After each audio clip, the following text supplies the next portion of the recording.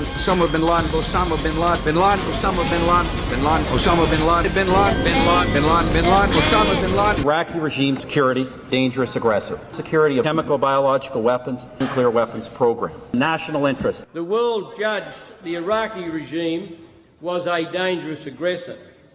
In the interests of world peace and regional security, the community of nations required Iraq to surrender its offensive arsenal, its chemical and biological weapons, and abandon its nuclear weapons program.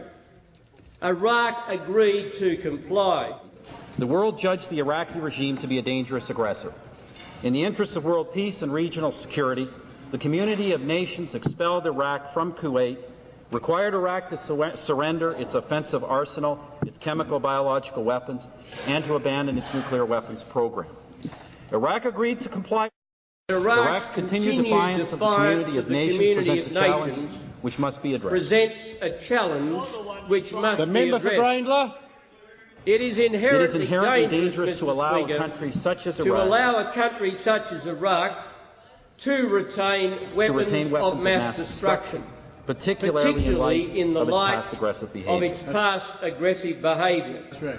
If the world community fails to disarm Iraq, we fear that other rogue states will be encouraged to believe that they too can have these weapons, these most deadly of weapons, to systematically defy international resolutions, and that the world will do nothing to stop them. That is the ultimate nightmare, which the world must take decisive and effective steps to prevent.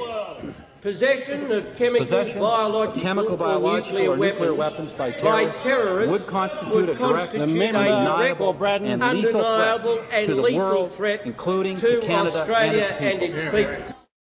The world has tried other means for years, but so far to no avail. We cannot walk away from the threat that Iraq's continued possession of weapons of mass destruction constitutes to its region and to the wider world.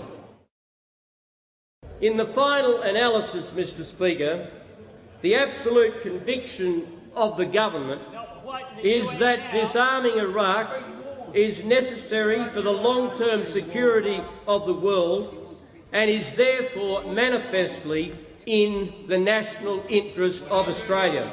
In the final analysis, disarming Iraq is necessary for the long-term security of the world, to the collective interests of our historic allies, and therefore manifestly, Mr. Speaker, it is in the national interest of this country. Al-Qaeda blow up a plane and kill innocent civilians. Saddam Hussein, that he was a murderous tyrant, poison gas, torture, and devastation. Saddam Hussein was a murderous tyrant. 800,000 people were chopped into small pieces, blow up innocent civilians. I just believe very strongly, and I learned this in Bosnia during the 90s when I got shot at. What I saw was so searing, so revolting, so terrible, that I just thought we had to get rid of him any way we could. That's the straight-up answer as to why I supported the Iraq War. It's the third time I've said that. I'll probably say it 3 more times. See, in my line of work, you got to keep repeating things over and over and over again for the truth to sink in, to kind of catapult the propaganda.